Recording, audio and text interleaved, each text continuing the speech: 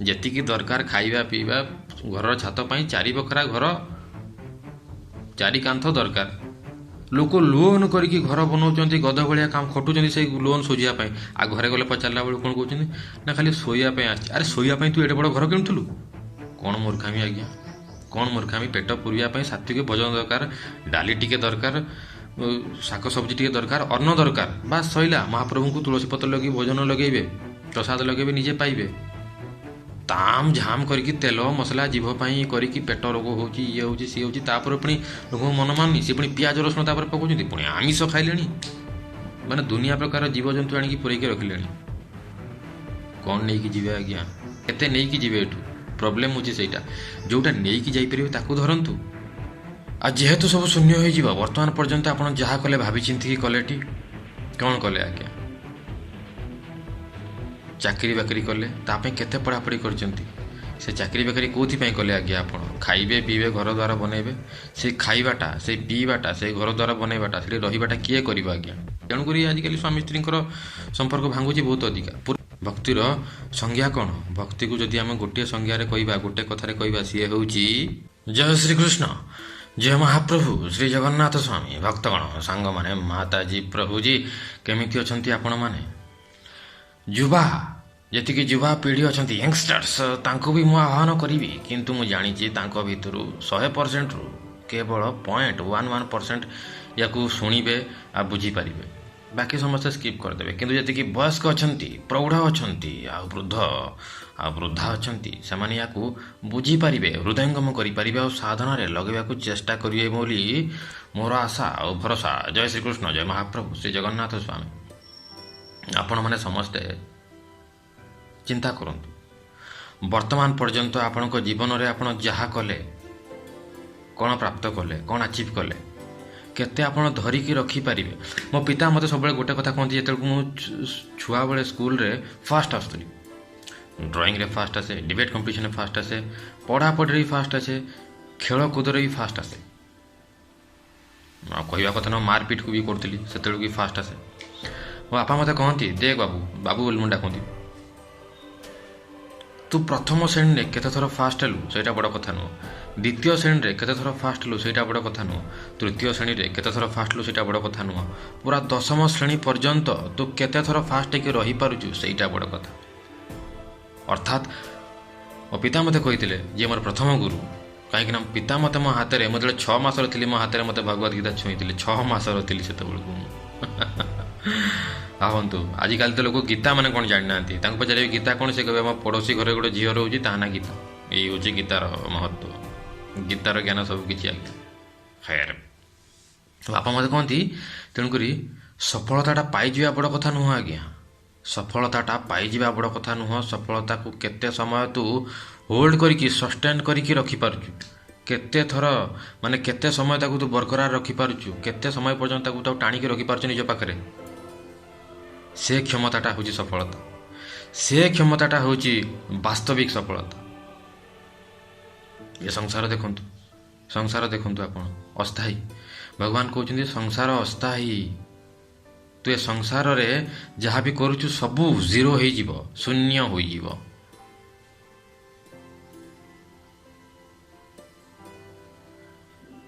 ଆଉ ଯେହେତୁ ସବୁ ଶୂନ୍ୟ ହୋଇଯିବ, ବର୍ତ୍ତମାନ ପର୍ଯ୍ୟନ୍ତ ଆପଣ ଯାହା କଲେ ଭାବି ଚିନ୍ତିକି କଲେଟି? କ'ଣ କଲେ ଆଜ୍ଞା? ଚାକିରି ବାକିରି କଲେ, ତା ପାଇଁ କେତେ ପଢ଼ାପଢ଼ି କରିଛନ୍ତି? ସେ ଚାକିରି ବାକିରି କେଉଁଥିପାଇଁ କଲେ ଆଜ୍ଞା? ଆପଣ ଖାଇବେ ପିଇବେ ଘର ଦ୍ୱାର ବନେଇବେ।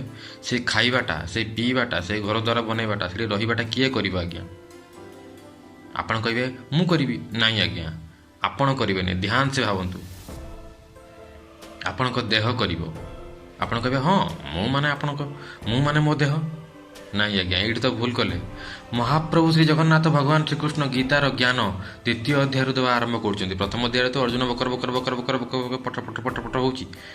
ମହାପ୍ରଭୁ ଶ୍ରୀ ଜଗନ୍ନାଥ ଭଗବାନ ଶ୍ରୀକୃଷ୍ଣ ଗୀତାର ଜ୍ଞାନ ଦେବା ଆରମ୍ଭ କରୁଛନ୍ତି 2ୟ ଅଧ୍ୟାୟରେ, ଯେ ହେ ଅର୍ଜୁନ, ତୁ ଦୁଃଖିତ ଏଇଥିପାଇଁ ଅଛୁ କାହିଁକିନା ତୁ ଅଜ୍ଞାନୀ ଅଛୁ।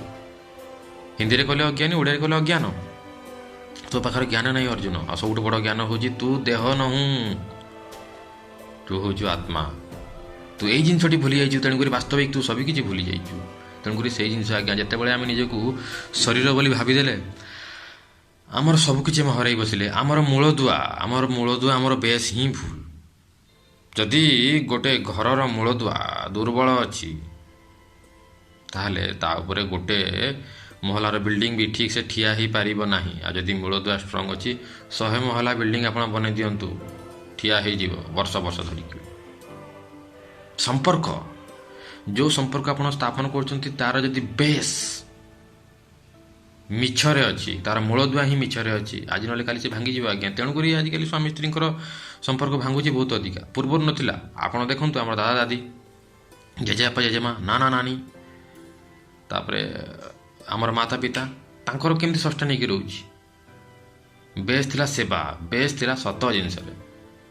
ଏବେ ସବୁ ଜିନିଷରେ ଲୁଟ୍, ସବୁ ଜିନିଷରେ ମିଛ, ଖାଇବାରେ ମିଲାବଟ ହେଉଛି। ଆଉ କ'ଣ କୁହାଯାଇପାରିବ। ଗୋଟେ ଛୋଟ ଛୁଆଟେ ଯେତେବେଳେ ଖେଳିବା ପାଇଁ ଆସୁଛି, ଖେଳୁଛି, ଘରେ ଆଣିକି ଇଟା ପଥର ବାଲି ଗୋଡ଼ି ପୁରଉଛି। ଆପଣ ତାକୁ କ'ଣ କହୁଛନ୍ତି, ଏସବୁ କାହିଁ ଏଠି ପୁରଉଛୁ? ଛୋଟ ଛୁଆ କାନ୍ଦି କାନ୍ଦି କହୁଛି ମୁଁ ଖେଳିବି, ଏଇଠି ରଖିଛି ଆଣିକି ଖେଳିବି। ବାହାରକୁ ନେଇ ଏଗୁଡ଼ା ସବୁ। ଯଦି ସେ ନେଉନି ତାହେଲେ ଆପଣଙ୍କ ସ୍ତ୍ରୀକୁ ଆପଣ ନେଇ କହୁଛନ୍ତି ତାକୁ ଏସବୁ ଜିନିଷ ନେଇକି ବାହାରେ ଫୋପାଡ଼ିବାକୁ କହ। କାହିଁକି ଆଜ୍ଞା, କାହିଁକି କହିଲେ? ଏସବୁ ଅଦରକାରୀ ଜିନିଷ, ଏଗୁଡ଼ା ଘରେ ପୁରା ଯାଏନି। ଏଇଠି ତ ଆପଣ ଚାଲାକ ହେଇଗଲେ ଆଜ୍ଞା, ଏଇଠି ଆପଣ ଚାଲାକ ହେଇଗଲେ। ହେଲେ ଆଉ ଟିକେ ଉପରକୁ ଆସିକି ଆପଣଙ୍କ ସ୍ତରରେ ଆପଣ ମୂର୍ଖାମି କରିଦେଲେ ଆଜ୍ଞା, ମୂର୍ଖାମି କରିଦେଲେ। ଯାହା ବି ଆପଣ କରୁଛନ୍ତି କେଉଁଥିପାଇଁ କରୁଛନ୍ତି ଆଜ୍ଞା? କେତେ ନେଇକି ଯିବେ ଏଠୁ? ପ୍ରୋବ୍ଲେମ୍ ହେଉଛି ସେଇଟା। ଯେଉଁଟା ନେଇକି ଯାଇପାରିବେ ତାକୁ ଧରନ୍ତୁ। ଆପଣ ବି ସେ ଛୁଆକୁ ବି କହୁଥିବେ ଆରେ ଯେଉଁଟା ଘରକୁ ଭିତରକୁ ଆସିବା କଥା ତାକୁ ଧରେ, ଏସବୁ ଭିତରକୁ କାହିଁ ପୁରଉଛୁ? ଇଟା ପଥର ଗୋଡ଼ି ବାଲି। ମେଳାକୁ ଯାଇଥିବେ, ଆପଣଙ୍କ ପୁଅ ଯାଇଥିବ, ଛୋଟ ଛୁଆଟେ ହେଇଥିବ, ସବୁ ଚକୋଲେଟ୍ ଯେତିକି ଥିବ କିମ୍ବା ସବୁ ଖେଳଣା ସେ ନେବା ପାଇଁ ଚେଷ୍ଟା କରୁଥିବ। ଆପଣ ଦେଇ ବି ପାରିବେ, କିନ୍ତୁ ଆପଣ କ'ଣ କହିବେ ତାକୁ? ଆରେ ବାପା, ଯେତିକି ଘରେ ନେଇ ଖେଳିପାରିବୁ, ଯେତିକି ସାଙ୍ଗରେ ନେଇପାରିବୁ ସେତିକି ଧର। ଆଉ ଯେଉଁଟା ନେଇ ନ ପାରିବୁ ତାକୁ ଧରିକି ଲାଭ କ'ଣ? ଆଉ ଟିକେ ସିମ୍ପଲ୍ କରିଦେଉଛି ଆଜ୍ଞା। ଗୋଟେ ଚାଲୁଣୀ ଅଛି, ଚାଲୁଣୀରେ ଆପଣ ପାଣି ଭରିବାକୁ ଚେଷ୍ଟା କଲେ ପାଣି ତ ଗଳିଯିବ ନା ଆଜ୍ଞା, ପାଣି ତ ଗଳିଯିବ ନା। ଆପଣ ଯେତେ ସତ ଚେଷ୍ଟା କରନ୍ତୁ ଗୋଟିଏ ଜାଗାରୁ ଆଉ ଗୋଟିଏ ଜାଗାକୁ ଚାଲୁଣୀରେ ପାଣି ଭରିକି ନେବା ପାଇଁ, ପାଣି ତ ତଳେ ପଡ଼ିଯିବ। ଆପଣ ପାଣିର ଫାଇଦା ଉଠାଇ ପାରିବେନି। ଯଦି ଜଣେ ଏଇ କାମ କରେ, ଆପଣ ତାକୁ ଦେଖିଲେ କ'ଣ କହିବେ? ଆରେ ମୂର୍ଖ, ଯେଉଁ ଚାଲୁଣୀ ଦେଖୁଛୁ ସେ ଚାଲୁଣୀ ଜାଗାରେ ଆଉ କିଛି ପାତ୍ର ନେ ଯେଉଁଥିରେ କଣା ନଥିବ। କାହିଁକି କହିଲେ ଆଜ୍ଞା ଆପଣ? କାହିଁକି କହିଲେ? କାହିଁକି ନା ସେ ସଫଳତାର ସହିତ ସେ ପାଣିକୁ ନେଇପାରିବ, ତାକୁ ଉପଯୋଗ କରିପାରିବ, ବିନିଯୋଗ କରିପାରିବ। ଯଦି ସେ କରିନପାରିଲା, ଯେତିକି କର୍ମ ସେ କଲା ଖାଲି ଫିଜିକାଲ ଏକ୍ସରସାଇଜ ନା, ଶାରୀରିକ ବ୍ୟାୟାମ, ତାର କିଛି ଫାଇଦା ତ ହେଲା ନାହିଁ। ସେଇଭଳିଆ ଆଜ୍ଞା ଆମେ ଜୀବନରେ ଯାହା ବି କଲେ ଏସବୁ ଶାରୀରିକ ବ୍ୟାୟାମ ହେଉଛି, କିଛି ଫାଇଦା ହେଉନାହିଁ ୟାର। କାହିଁକି ନା ମଲାବେଳକୁ ଆମେ ତ ଏଇଠି ଛାଡ଼ିକି ଯିବା। ଆରେ ଯେଉଁ ଦେହକୁ ଆମେ ନିଜର କହୁଛେ, ଆପଣଙ୍କ ସ୍ତ୍ରୀ ବି ଏ ଦେହକୁ ଠିକ୍ସେ ଦେଖିନଥିବେ, ଆପଣ ତାକୁ ଠିକ୍ସେ ଦେଖିଥିବେ, ନିଜର ବୋଲି ଭାବୁଥିବେ, ନିଜ ସ୍ତ୍ରୀଠୁ ବି ବଢ଼ି, ନିଜ ମାତା ପିତାଙ୍କଠୁ ବି ବଢ଼ୁ। ସବୁଠାରୁ ସିକ୍ରେଟ୍ ହେଉଛି ଏ ଶରୀର। ସେ ଶରୀରକୁ ବି ଏଇଠି ଆଜ୍ଞା ଏଇ ପଞ୍ଚମ ଆବୁତରେ ଛାଡ଼ି ଦେଇକି ଯିବେ, ୟାକୁ ସାଙ୍ଗରେ ନେଇକି ଯିବେନି। ଯେତେବେଳେ ଆପଣ ଯିବେ କହିବେ ଯେ ସିଏ ଚାଲିଗଲା। ଆରେ କିଏ ଚାଲିଗଲା? ଯିଏ ଚାଲିଗଲା ବୋଲି କହୁଛ, ଆଉ ଯାହାକୁ ତୁମେ ଜାଣିଛ ସିଏ ତ ଏଇଠି ପଡ଼ିକି ଅଛି, ପୁଣି ଚାଲି କିଏ ଗଲା? ତାମାନେ ଏ ଦେହଟା ଆପଣ ନୁହନ୍ତି, ଦେହ ଆଉ ଜଣେ, ସିଏ ଚାଲିଗଲା। ସେଇ ଦେହ ପାଇଁ କିଛି କରନ୍ତୁ ଆଜ୍ଞା। ଯିଏ ଯିବ ସିଏ ସାଙ୍ଗରେ କେତେ ନେଇକି ଯିବ ସେଇଟା ଚିନ୍ତା କରନ୍ତୁ ଆପଣ। ଗାଡ଼ି ଘୋଡ଼ା, ଖାଇବା ପିଇବା, ଏ ତ ଦେହ ପାଇଁ ଆଜ୍ଞା। ଯେତିକି ଚଳିବା ପାଇଁ ଦରକାର ସେତିକି ରଖନ୍ତୁ, ଅତ୍ୟଧିକ ରଖି ଲୋଭ କରିକି ଲାଭ ନାହିଁ। ଯେଉଁଟା ଆପଣ ସାଙ୍ଗରେ ନେଇକି ଯାଇପାରିବେ, କ'ଣଟା ଆପଣ ସାଙ୍ଗରେ ନେଇକି ଯାଇପାରିବେ ଚିନ୍ତା କରନ୍ତୁ। ଯଦି ଆପଣ ଶରୀର ନୁହନ୍ତି, ଆପଣ ଆତ୍ମା, ଆପଣ ସାଙ୍ଗରେ କ'ଣଟା ନେଇକି ଯାଇପାରିବେ? କାହିଁକିନା ଆପଣଙ୍କୁ ତ ଯିବା ପାଇଁ ପଡ଼ିବ ଆଜ୍ଞା, ଚାହାନ୍ତୁ ନ ଚାହାନ୍ତୁ। ମହାପ୍ରଭୁ ଶ୍ରୀ ଜଗନ୍ନାଥ ଭଗବାନ ଶ୍ରୀକୃଷ୍ଣ କହୁଛନ୍ତି, ହେ ଅର୍ଜୁନ, ମୁଁ କାଳ ରୂପରେ ଆସିକି ସବୁକିଛି ତୋଠୁ ଛଡ଼େଇ ନିଏ। ଭଲରେ ଦେଇଦେ, ନ ଦେବୁ ଯଦି ତ ଜବରଦସ୍ତି ନେବି। ଆଉ ଜବରଦସ୍ତି ନେଲା ମାନେ ତତେ ଭାରି କଷ୍ଟ ହେବ, ଭାରି ଦୁଃଖ ହେବ। ଦୁଃଖ କଷ୍ଟ କାହିଁ କରିବୁ? ଗୀତାର ଜ୍ଞାନ ନେ, ମାନିଲେ ତୋର କିଛି ନାହିଁ ଏଠି, ସବୁ ମୁଁ ତତେ ଦେଇଥିଲି ଧାର କରଜ କରିକି, ମୋଠୁ ତୁ ନେଇଛୁ, ତତେ ମୁଁ ଉଦ୍ଧାର ଦେଇଥିଲି। ଆମର କିଛି ନୁହେଁ ଆଜ୍ଞା। ଯେତିକି ଦରକାର ଖାଇବା ପିଇବା, ଘରର ଛାତ ପାଇଁ 4 ବଖରା ଘର, 4 କାନ୍ଥ ଦରକାର। ଲୋକ ଲୋନ୍ କରିକି ଘର ବନାଉଛନ୍ତି, ଗଧ ଭଳିଆ କାମ ଖଟୁଛନ୍ତି ସେଇ ଲୋନ୍ ଶୁଝିବା ପାଇଁ। ଆଉ ଘରେ ଗଲେ ପଚାରିଲା ବେଳକୁ କ'ଣ କହୁଛନ୍ତି? ନା ଖାଲି ଶୋଇବା ପାଇଁ ଆସିଛି। ଆରେ ଶୋଇବା ପାଇଁ ତୁ ଏଡ଼େ ବଡ଼ ଘର କିଣୁଥିଲୁ? କ'ଣ ମୂର୍ଖାମି ଆଜ୍ଞା, କ'ଣ ମୂର୍ଖାମି? ପେଟ ପୁରିବା ପାଇଁ ସାତ୍ୱିକ ଭୋଜନ ଦରକାର, ଡାଲି ଟିକେ ଦରକାର, ଶାଗ ସବଜି ଟିକେ ଦରକାର, ଅନ୍ନ ଦରକାର, ବାସ୍ ସଇଲା। ମହାପ୍ରଭୁଙ୍କୁ ତୁଳସୀ ପତ୍ର ଲଗେଇ ଭୋଜନ ଲଗେଇବେ, ପ୍ରସାଦ ଲଗେଇବେ, ନିଜେ ପାଇବେ। ତାମ୍ ଝାମ୍ କରିକି ତେଲ ମସଲା ଜିଭ ପାଇଁ କରିକି ପେଟ ରୋଗ ହେଉଛି, ଇଏ ହେଉଛି, ସିଏ ହେଉଛି, ତାପରେ ପୁଣି ଲୋକଙ୍କୁ ମନ ମାନୁନି, ସେ ପୁଣି ପିଆଜ ରସୁଣ ତାପରେ ପକାଉଛନ୍ତି, ପୁଣି ଆମିଷ ଖାଇଲେଣି, ମାନେ ଦୁନିଆ ପ୍ରକାର ଜୀବଜନ୍ତୁ ଆଣିକି ପୁରେଇକି ରଖିଲେଣି। କ'ଣ ନେଇକି ଯିବେ ଆଜ୍ଞା?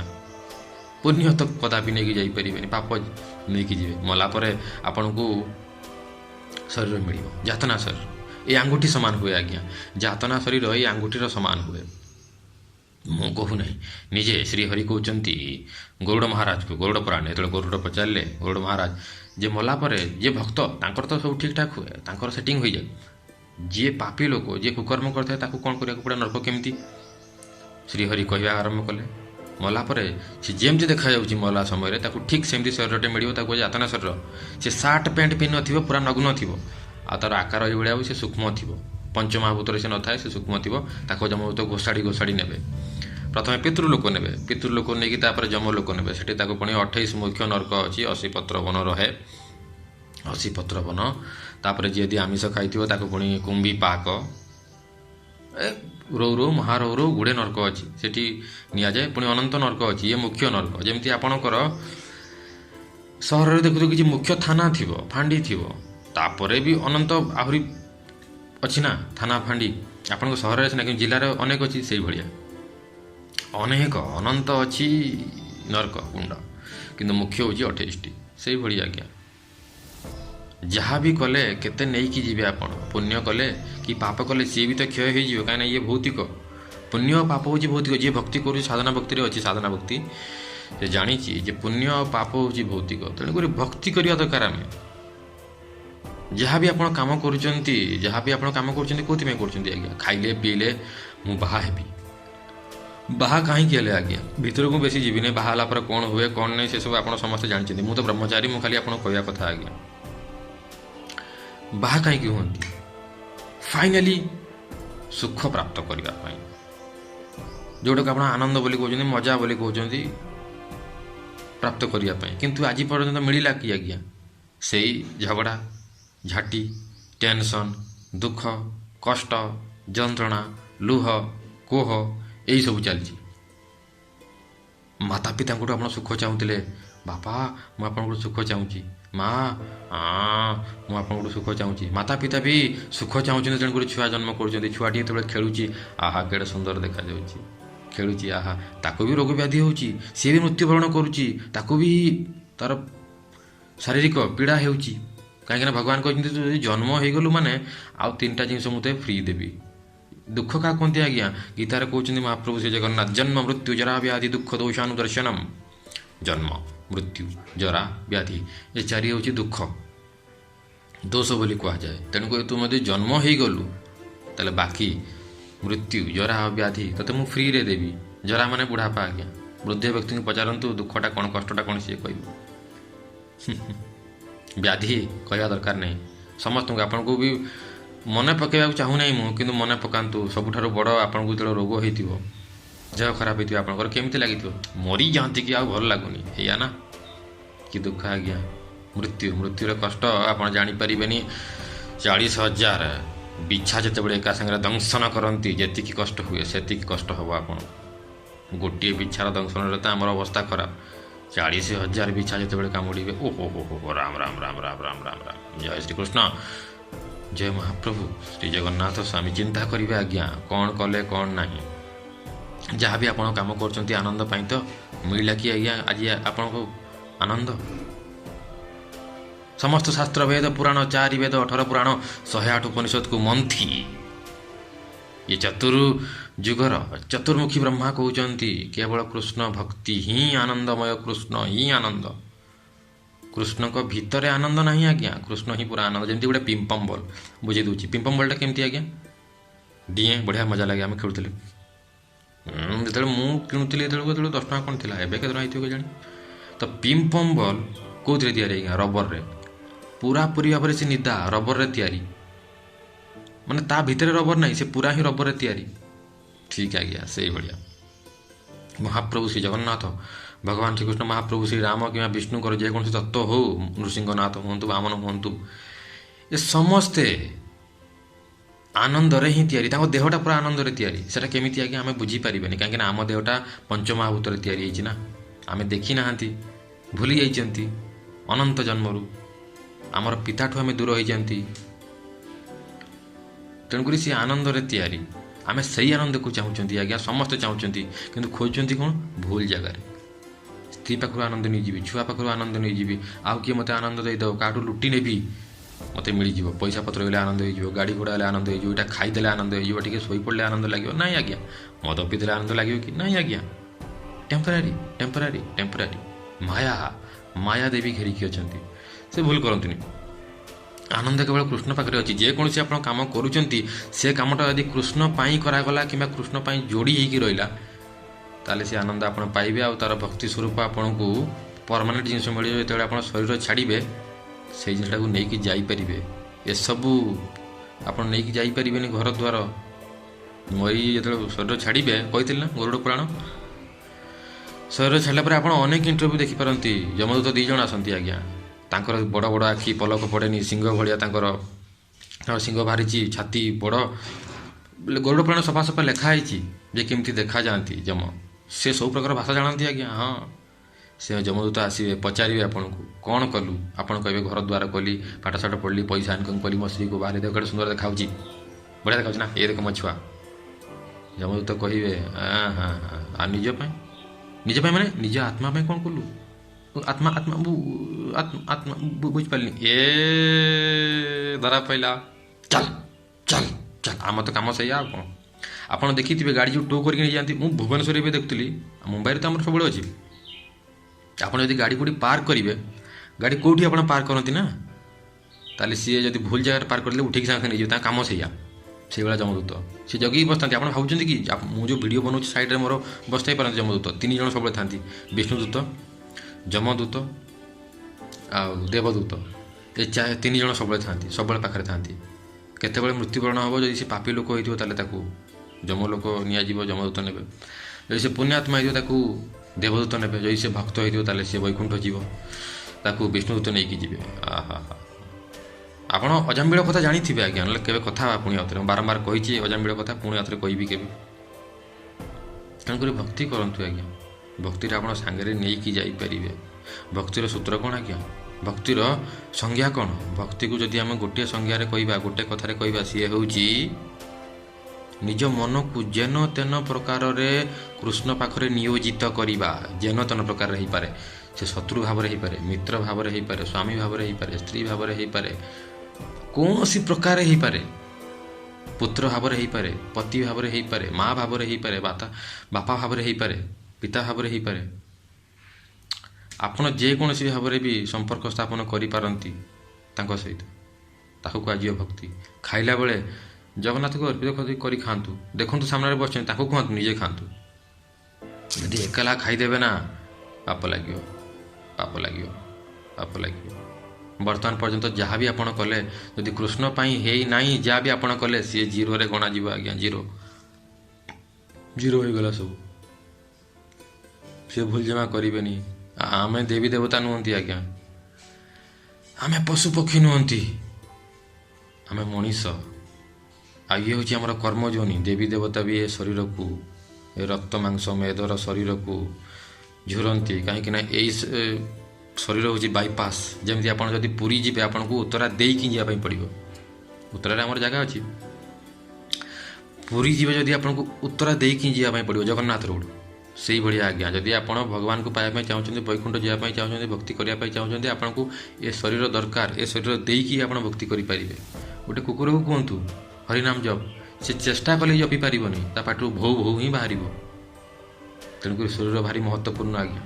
ଗୋଟେ ଏରୋପ୍ଲେନ୍ ଚଲାଉଥିବା ପାଇଲଟ୍ ଯଦି ସେ ଗାଁକୁ ଯାଏ, ଆଉ ଲୋକ ପଚାରନ୍ତି ତୁ କ'ଣ କରୁଛୁ, ସେ କହିବ ମୁଁ ହେଉଛି ପାଇଲଟ୍, ମୁଁ ଏରୋପ୍ଲେନ୍ ଚଲାଏ, ହେଲିକପ୍ଟର ଚଲାଏ। ତାକୁ ଗୋଟେ ସାଇକେଲରେ ଦେଇ କହିବେ ୟାକୁ ଉଡ଼େଇକି ଦେଖିଲୁ। ଆରେ ଏରୋପ୍ଲେନ୍ ଉଡ଼େ, ଏରୋପ୍ଲେନ୍ରେ ଜିନିଷ ଥାଏ।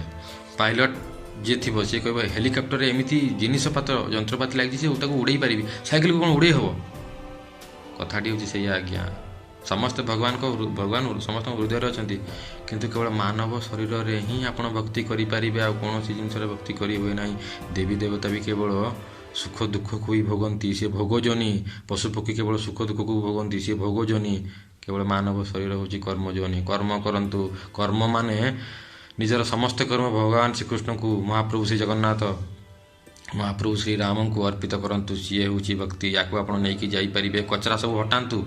ମୋ ସ୍ତ୍ରୀ, ମୋ ମା, ମୋ ଛୁଆ, ନିଜର ଯଥୋଚିତ କର୍ମ କରିଚାଲନ୍ତୁ। ଆସକ୍ତି କେବଳ କୃଷ୍ଣ ପାଖରେ, ଆଉ କର୍ତ୍ତବ୍ୟ ସମସ୍ତଙ୍କ ପାଇଁ କରନ୍ତୁ।